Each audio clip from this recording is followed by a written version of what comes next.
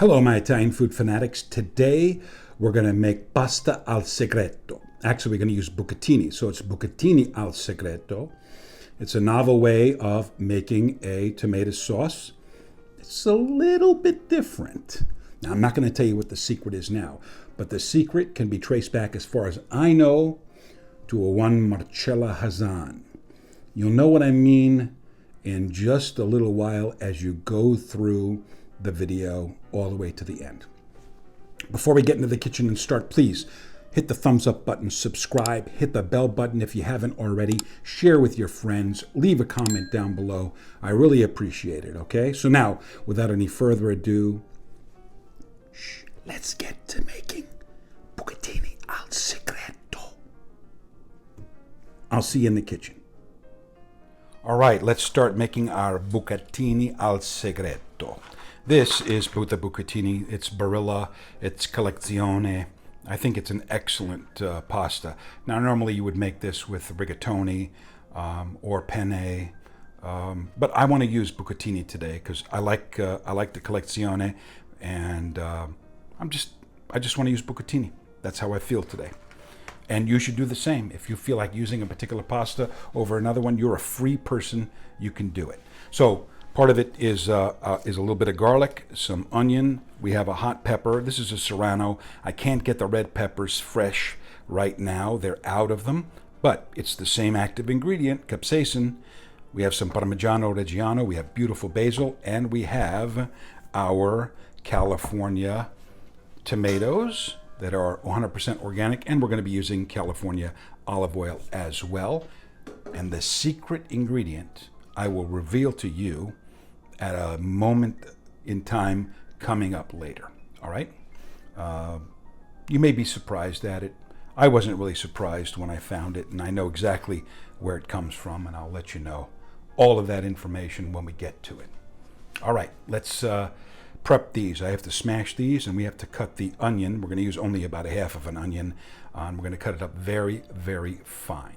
Be back in a moment. All right, we've taken our garlic. I've smashed them and removed the skin, and I've taken the ends off, and that's what we're going to use. And now let's turn our attention to the onion. I'm going to cut it on both sides, cut it down the center. We're only going to use half of this onion. We'll peel back the paper,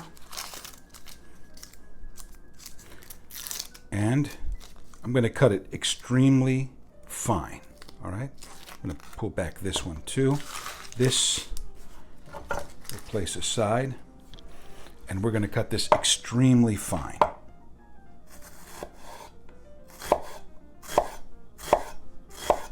We want it to kind of melt in the sauce. All right.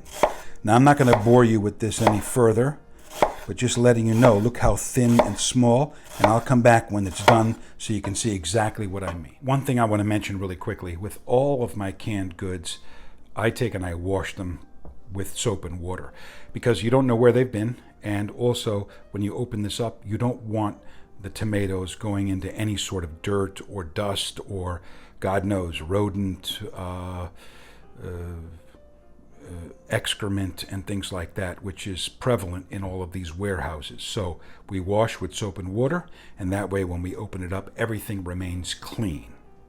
Very good. Sorry, it's not a nice thing to talk about, but you should be aware of that, and you should take precautions to protect your health and well-being. And that's one way it can be done. All right, here are our tomatoes. What I like to do is I like to hand squeeze them like this so that they are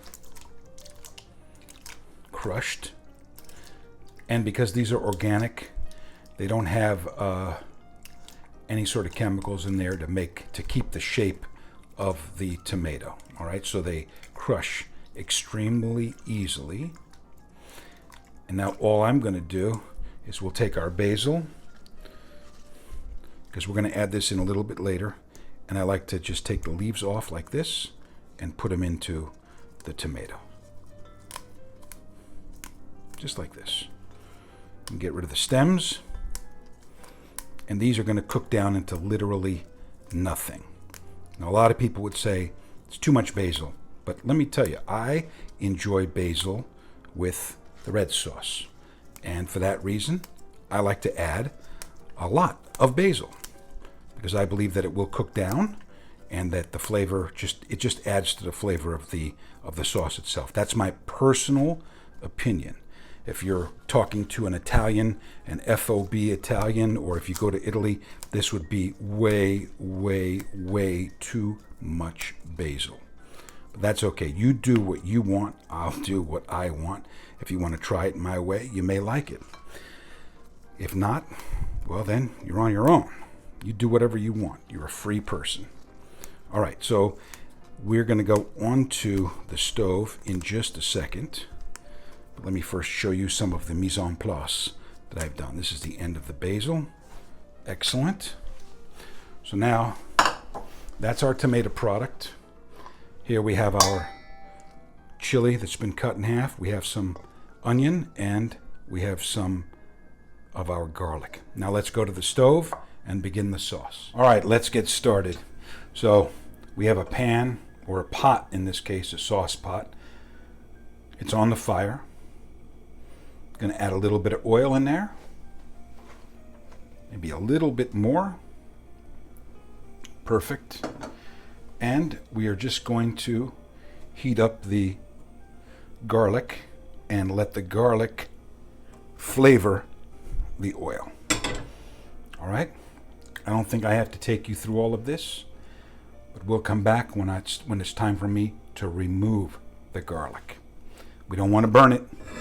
In fact, you can turn around and keep it in the pot this way, which is somewhat dangerous. I'm going to move another pan in the back, just like this. I wouldn't advise doing this if I were you, but it is a method to submerge the garlic, let the oil heat up, and let the garlic flavor the oil without burning, and then it's easy to remove. So we'll come back in a moment. All right, as you can see, the garlic is sizzling away. As soon as it begins to take on a little bit of color, we're going to remove it. We'll be back. All right, here we go. So the garlic is beginning to take on a little bit of color, and so for that reason, we're going to remove it before it burns and creates a bitter taste for our sauce.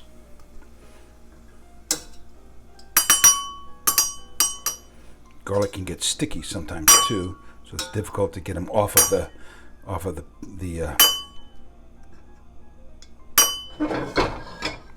pinchers or whatever you want to call it here. So now we add in our onions and our chili. And that's going to bring the temperature down, but we still don't want any burning. So what we're going to do is turn the heat down even more. And we're just going to saute those up. There you go. The heat's gone down now, and it's not as hot. So we're going to let those sweat down, let the onions sort of melt, and of course this gives us our heat. We'll be back. By the way, when you're dealing with something like this, sometimes little bits of onion are going to get up on the sides of the pot like that. You need to get a spatula and pull them back down in so they don't burn. Or if you don't mind them burning a little bit, that's fine too. But I suggest that you keep it just like this. We're going to get a little bit, we're almost there. Just a couple of more minutes to get them soft, and then we'll add in our tomatoes. I'll be back. All right, it's time. You can see how they're slowly beginning to take on a tiny bit of color, but they're soft. Now we're going to add in our tomato product. And you got to be very gentle when you do that, because the tomatoes have a tendency to get everywhere. We're going to get our spatula in here and get every last bit of these excellent tomatoes and basil into the pot. Now this is an unorthodox way of making the sauce, but it works, and it works perfectly well. Let's mix this in. And if you're very gentle and slow with putting in the tomatoes, you will eliminate a lot of the issues with the tomatoes splattering everywhere. That's why chefs wear white. The better chefs don't get their chef coats dirty. In fact, in Japan, sushi chefs and the head chefs all wear, everything is white. And it's for that reason that I just mentioned, because if you wear all white and you're dirty, that means you're lousy. So it's a pride thing too, with regard to keeping your uniform in tip-top condition. So there we go. And cleanliness is also, if you go into a sushi shop, when you see these sushi chefs that have their heads shaved, that's part of being a sushi chef. That shows cleanliness and attention to detail. So, as it applies to us today, when you slowly put the tomatoes in, you eliminate a lot of problems, all right? So be gentle and be slow. So now, we have this into the pot. I'm going to turn up the heat. We'll bring this to a simmer till it's bubbling nicely, and then we'll turn it down and we'll let it go for about a half an hour. We still haven't gotten to the secret part of this particular recipe, but we will soon. All right. I'll be back when we're at a boil, and then we're going to turn it down to a simmer. All right.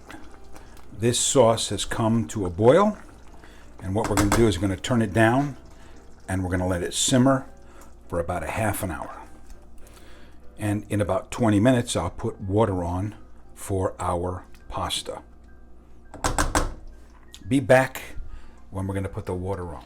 All right, you can see that our sauce is bubbling away very slowly, which is exactly what we want it to do.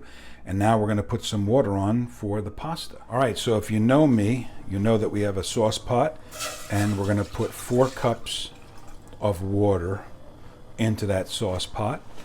And then later on, when it comes to a boil, we will add exactly 2 teaspoons of regular table salt. And that's going to be perfect. Now we've got to remember also, we have not salted our sauce. So we will correct the seasoning in the end. And we have to also remember that water from the pasta is going to be coming in to finish the sauce. And so we have to take the salt that's going to be in this water into consideration when we are seasoning the sauce. Otherwise, it will be too salty. We'll be back in a moment. All right, our water is to a boil. We now add our 2 teaspoons of regular table salt. Not rock salt, not Himalayan pink salt, not Hawaiian black salt, not Malden salt, not kosher salt, just regular salt. And our bucatini. All right, our pasta is cooking away. And what we're going to do now is go in here and remove those chilies. That chili itself, it's going to be 2 chili halves, because they have done their job. There we go. All right. We'll be back when it's time to finish making the pasta. All right, our pasta is essentially ready to go into the sauce. We're going to take some of this sauce and put it into our saucepan. Put the heat up a little bit, just a little bit more. That should be more than enough. And we'll draw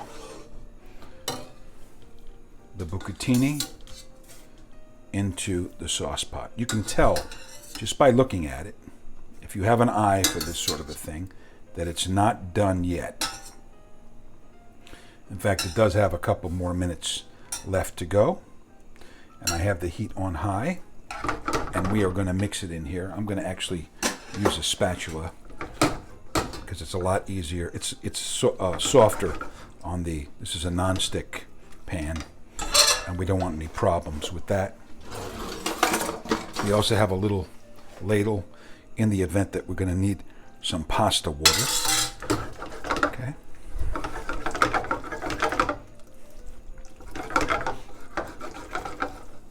And we're going to cook this in the sauce. adding water if necessary. So I'm probably going to fast forward through this as we finish the bucatini in the sauce. Look how beautifully red and vibrant it is with a little bit of basil already in there. How sweet it is. It's going to be delicious. We still haven't gotten to our secret ingredient, but we will in just a moment.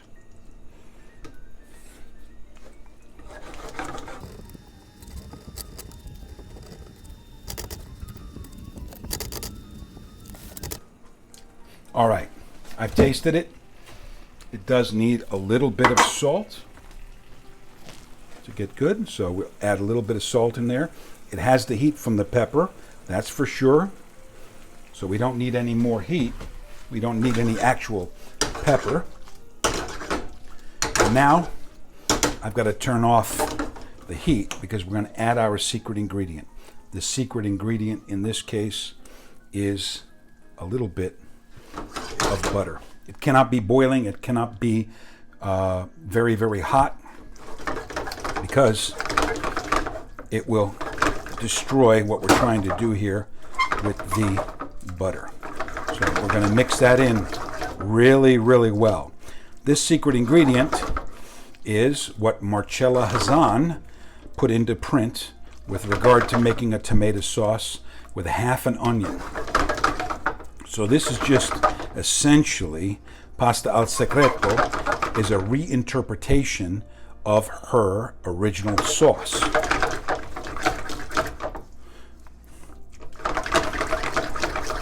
And I've done it a little bit differently than other variations that you see on the internet. So there we go. Now that is ready. So let's plate it up. All right, my Italian food fanatics, now's the time.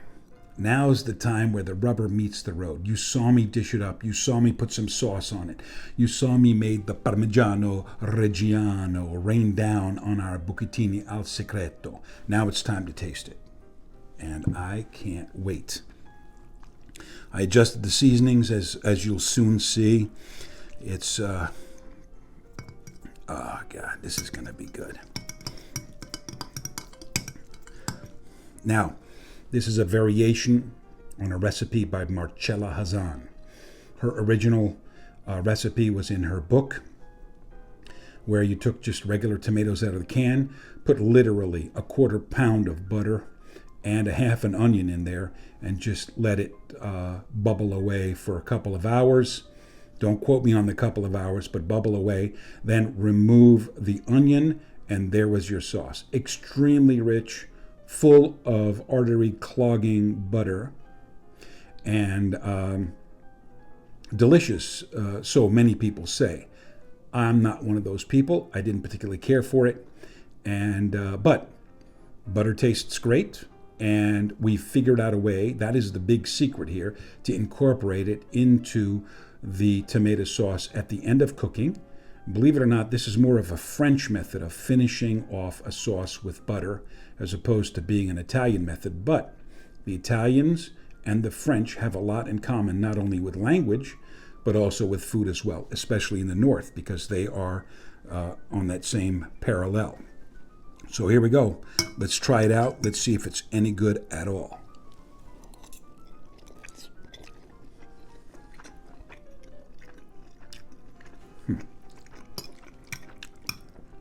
I tell you what, this is something very interesting. If I didn't tell you that there was butter in there, you'd never know. But there is a sweetness to the dish that I believe is the reason why this particular way of making the sauce really took off. There's a je ne sais quoi to it that if you didn't know what the secret was, you'd be fooled. You'd know, what is that? What is that? What makes that taste so good? And it's butter. And you would never think that they would put butter in a red sauce like this.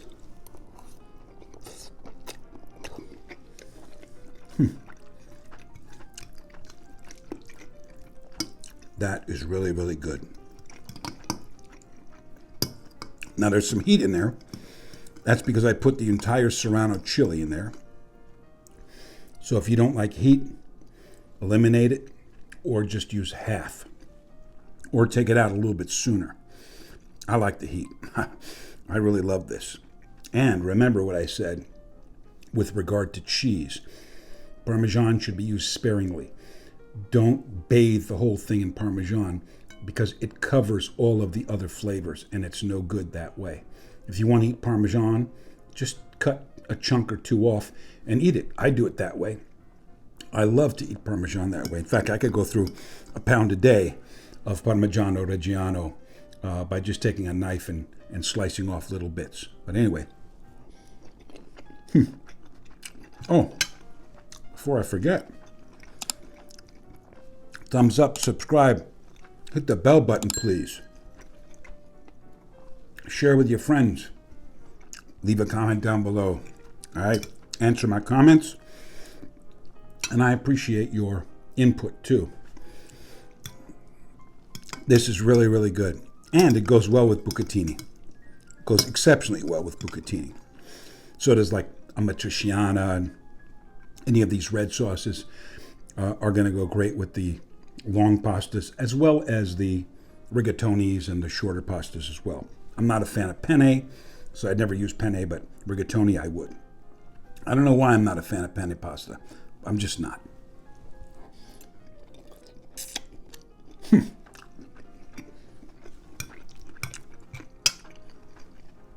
So, now you know the secret. Shh, don't tell anybody.